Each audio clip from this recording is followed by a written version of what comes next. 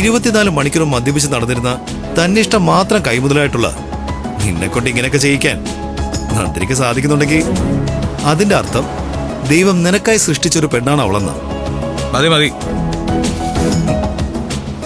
അയാള് വല്ലാതെ ആഗ്രഹിച്ചൊരു കാര്യമാണെന്ന് എന്നോട് പറഞ്ഞത്.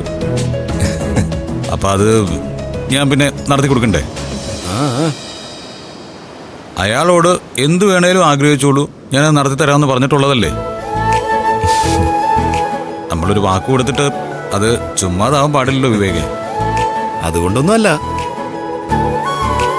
നന്ദിനി പറയുന്നത് അനുസരിക്കുന്നതില് സത്യത്തില് മനസ്സിനൊരു സുഖമില്ലേ? ഉണ്ട്. കാരണം നന്ദിനിയുടെ മനസ്സിലെ നന്മ നിനക്കറിയാം.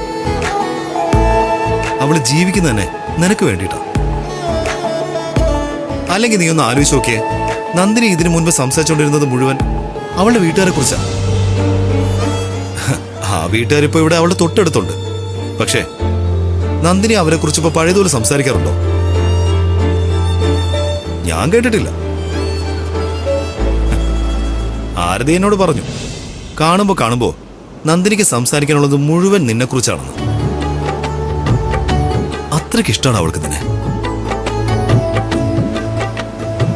എടാ, നിന്റെ വീട്ടിൽ നടക്കുന്ന ഈ പ്രശ്നങ്ങളൊക്കെ നന്ദിനിക്ക് താങ്ങാനാവുമോ, നന്ദിനി പിണങ്ങിയിറങ്ങുമോ എന്നൊക്കെ ഞങ്ങൾ ചിന്തിച്ചിട്ടുണ്ട്. പക്ഷേ ഇനി അങ്ങനെ ഒരു ചിന്തയൊന്നുമില്ല. നിനക്ക് വേണ്ടി അവൾ എന്ത് സഹിക്കും, ആരുടെ ഭാഗത്തു നിന്നുള്ള എന്ത് ക്രൂരത.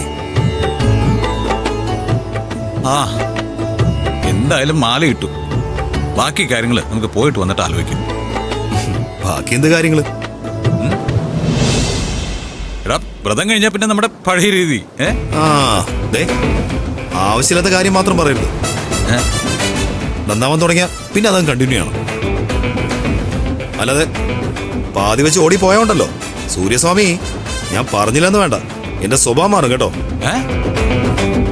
എടാ, നിങ്ങളെല്ലാരും കൂടെ എന്നെ അച്ചടക്കം പഠിപ്പിച്ച ഞാൻ എന്ത് ചെയ്യും? എടാ, കുറെ കാലം അച്ചടക്കമില്ലാതെ ഓടിയതല്ലേ, ഇനി ഒരല്പം അച്ചടക്കമൊക്കെ ആവാം. എടാ, ഒരു കുടുംബസ്ഥനാവുക എന്ന് പറഞ്ഞാൽ ചെറിയൊരു കാര്യമൊന്നുമല്ല. അത് ജീവിതത്തിന്റെ വേറൊരു ഘട്ടമാണ്. നിനക്കിനി അത് ഈസി ആയിട്ട് പറ്റും. എനിക്കറിഞ്ഞുകൂടാ. നന്ദിനി തീരുമാനിക്കുന്ന എന്തോ അതാണ് ഇനി എന്റെ ജീവിതം.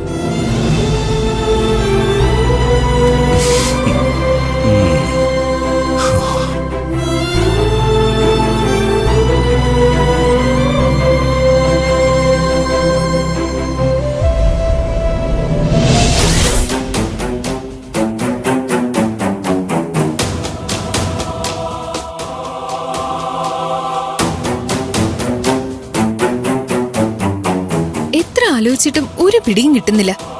ഏട്ട മാലയിട്ട് മുരുകമലയ്ക്ക് പോകുന്ന എന്റെ സ്വപ്നത്തെ പോലും ഞാൻ കരുതിയിട്ടില്ല. നീ സ്വപ്നത്തിൽ കണ്ടിട്ടില്ലായിരിക്കും, പക്ഷേ അവള് സ്വപ്നത്തിൽ കണ്ടിട്ടുണ്ട്. നന്ദിനി അവളെ നിർബന്ധിച്ചിട്ടുണ്ടാവും. ഞാനതിൽ തർക്കിക്കുന്നില്ല. എന്നാലും ഇത്തരം കാര്യങ്ങളിൽ നിന്ന് ഏട്ടൻ ഒഴിഞ്ഞു നിൽക്കാറല്ലേ പതിവ്. അവളെ വിടണ്ടേ? എന്തെങ്കിലുമൊക്കെ പറഞ്ഞ് അവന്റെ മനസ്സിളക്കി കാണും. ഒരു കാര്യം ഉറപ്പാണ് വേദേ, സൂര്യ സമ്പൂർണമായും അവളുടെ നിയന്ത്രണത്തിലായി കഴിഞ്ഞു. അത് പക്ഷേ പേടിപ്പിച്ചിട്ട് അളിയനെ വരുതിയിലാക്കിയതായിരിക്കില്ല. പിന്നെ നല്ല സ്നേഹമുള്ള ഭാര്യയ്ക്ക് ഭർത്താവിനെ അനുസരിപ്പിക്കാൻ വലിയ ബുദ്ധിമുട്ടൊന്നും ഉണ്ടാവില്ല. ഒട്ടും സ്നേഹമില്ലാത്ത ചില ഭാര്യമാരും ഭർത്താവിനെ അനുസരിപ്പിക്കാറുണ്ട്. വിജയ് എന്തുദ്ദേശിച്ചില്ല അങ്ങനെ പറഞ്ഞത്? കൊല്ലുവോ? എന്നെയല്ലേ മനസ്സിൽ ഉദ്ദേശിച്ചത്? അങ്ങനെ ആര് പറഞ്ഞു? എനിക്കറിയാം, അത് തന്നെയാ പറഞ്ഞത്. അയ്യോ ഇന്ദ്രജ, അതല്ല, അങ്ങനെയല്ല. അതെ അതെ അതെ, ഏട്ട മാലയിട്ട കാര്യമോ ഇവിടെ സംസാരിച്ചോണ്ടിരിക്കുന്നത്. അതിന് നിങ്ങൾ തമ്മിൽ തർക്കിക്കേണ്ട കാര്യമൊന്നുമില്ല. ഇതിങ്ങനെ വിട്ടുകൊടുത്താൽ ശരിയാവില്ലല്ലോ.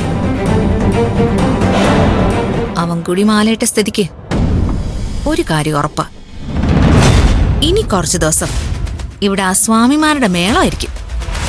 മിക്കവാറും അവൻ വ്രതം എടുക്കുന്നത് പോലെ നമ്മളെയൊക്കെ ഏതെങ്കിലും രീതിയിൽ വ്രതം എടുപ്പിക്കും അവൻ. ഏട്ടന് മുരുകമലയ്ക്ക് പോണെങ്കിൽ ഏട്ടനും പോവാം, അല്ലാതെ വ്രതം എടുക്കാനൊന്നും നമ്മളെ കിട്ടില്ല.